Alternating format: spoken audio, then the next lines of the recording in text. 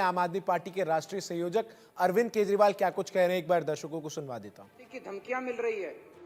BJP कहती है कि क्राइम मुद्दा ही नहीं है। दिल्ली में सरेआम गैंगस्टर्स व्यापारियों की दुकानों पे गोलियां बरसा रहे हैं और इनके नेता कहते हैं कि क्राइम मुद्दा ही नहीं है। गृह मंत्री अमित शाह की सीधे सीधे जिम्मेदारी बनती है कि दिल्ली की कानून व्यवस्था को सुचारू रूप से चलाया जाए और गृह मंत्री के घर के 20 किलोमीटर 30 किलोमीटर के दायरे के अंदर सरेआम शूट आउट चल रहे हैं। गैंगस्टर्स पूरा दिल्ली पे कब्जा कर चुके हैं और गृह मंत्री आराम से अपने घर में सो रहे हैं। उन्हें दिल्ली की कोई चिंता नहीं। मैं पूछना चाहता हूं, क्या इस देश के अंदर एक वीआईपी की सुरक्षा और एक आम आदमी की सुरक्षा के अलग अलग पैमाने होने चाहिए? वीआईपी की भी सुरक्षा जरूरी है। आज सुखबीर बादल के ऊपर हमला हुआ, पंजाब पुलिस ने मुस्तैदी से उनकी सुरक्षा की, लेकिन जब दिल्ली के आम आदमी आज कल ट्रिपल मर्डर हुआ है देवली के अंदर, आज सुबह ट्रिपल मर्डर हुआ है। एक आदमी सुबह सुबह मॉर्निंग वॉक पे गया, जब घर वापस आया तो उसके माँ, उसकी पिताजी और उसकी बहन तीनों को उसने पाया कि उनका मर्डर कर दिया गया है। ये इनके लिए मुद्दा ही नहीं है। ये कहते हैं मुद्दा ही नहीं है। मैं पूछना चाहता हूं, क्या आम आदमी की सुरक्षा मायने नहीं रखती? क्या आम आदमी के जान की कीमत एक वीआईपी की जान से ज्यादा कम कीमती है? आप उस लड़के से पूछो जिसके 3 लोगों की मौत हो गई, उसके लिए तो सबसे ज्यादा वीआईपी उसके माता पिता और उसकी बहन ही सबसे ज्यादा वीआईपी थे। तो मैं इनको बीजेपी वालों को कहना चाहता हूं, तुम मेरे जितने मर्जी एमएलए को गिरफ्तार कर लो, जितने मर्जी मेरे ऊपर लिक्विड गिरवा लो, जितने मर्जी मेरे ऊपर हमले कर लो, मैं तो दिल्ली के आम लोगों की सुरक्षा का मुद्दा उठाता रहूंगा जब तक मेरे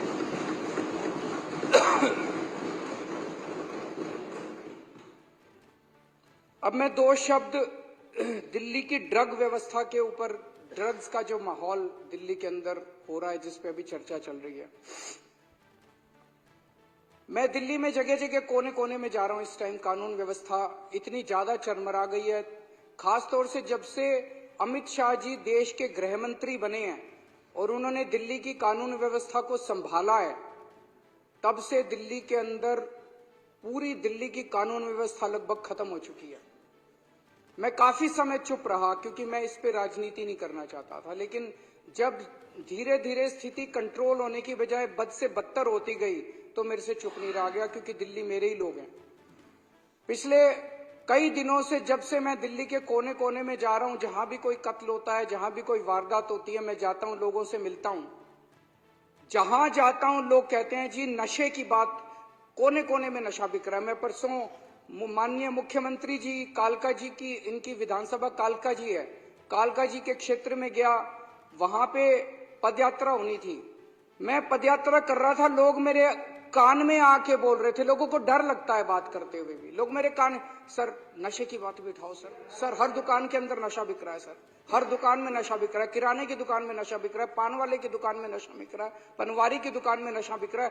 कोने कोने में दिल्ली को इन्होंने नशे का व्यापार बना दिया। पूरी दिल्ली के अंदर चाहे अमीर हो चाहे गरीब हो, किसी का भी बच्चा, किसी का भी फैमिली मेंबर नशे से परे नहीं है। इस टाइम स्कूलों में नशा बिक रहा है, हर कोने कोने के अंदर नशा बिक रहा है। मुद्दा ये, और पिछले 5 साल में ये नशा बहुत ज्यादा बढ़ गया है। एक मैं रिपोर्ट पढ़ रहा था,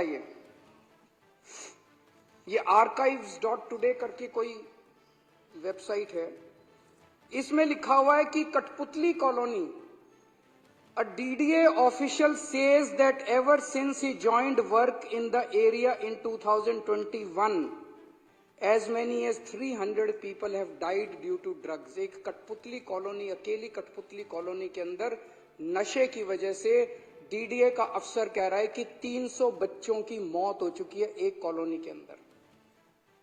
ये कोई छोटी बात नहीं है। मैं इनसे भी कहना चाहता हूं कि राजनीति अलग है, लेकिन हमारे बच्चे मर रहे हैं। हम सब लोगों को मिलकर साथ काम करना चाहिए, बच्चों को बचाने के लिए काम करना चाहिए। इस पर राजनीति नहीं होनी चाहिए। ये नशा आ कहां से रहा है?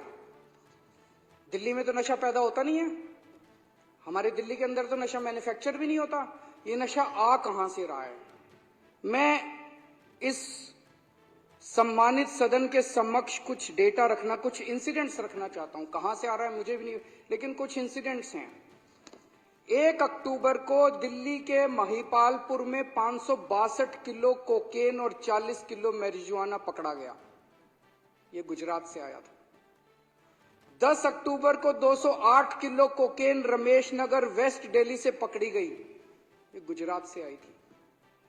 जब इन दोनों का पता चला यहां गुजरात से अंकलेश्वर से आए थे, तो 13 अक्टूबर को अंकलेश्वर में वहां पे जब रेड हुई तो वहां 518 किलो और कोकेन मिली। ये सारी मिला के 1289 किलो कोकेन और 40 किलो मैरिजुआना था, जिसकी कीमत 13,000 करोड़ रुपए थी।